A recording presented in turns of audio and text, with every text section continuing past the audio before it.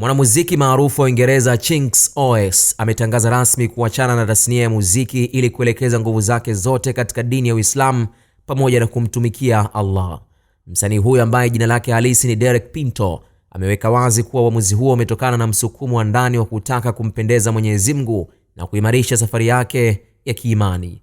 Chinks amesisitiza kuwa anaweka dini yake mbele ya kitu kingine chochote na kuongeza kuwa anaamini kuacha muziki ni hatua muhimu katika kujitakasa na kufuata misingi ya imani yake ya Uislamu kwa usahihi zaidi. Mwanamuziki huyo amepanga kufuta kazi zake zote za awali zilizopo kwenye mitandao ya kusikiliza muziki, jambo linaloashiria kuwa amedhamiria kuanza ukurasa mpya wa maisha yake. Chinks, mzaliwa wa Camden Town jijini London, alijipatia umaarufu mkubwa kupitia kundi la OS One Side. Alitikisa zaidi katika tasnia ya muziki na mwaka 2022 alikuwa maarufu kwa kuvaa barakoa ili kulinda faragha ya familia yake na kutenganisha maisha ya sanaa na maisha yake binafsi. Wakati baadhi ya wadau wa muziki nchini Uingereza wakisikitishwa na kuondoka kwa fundi huyo wa mashairi ya mtaani, wengi wamempongeza kwa ujasiri wake wa kufuata kile anachokiamini.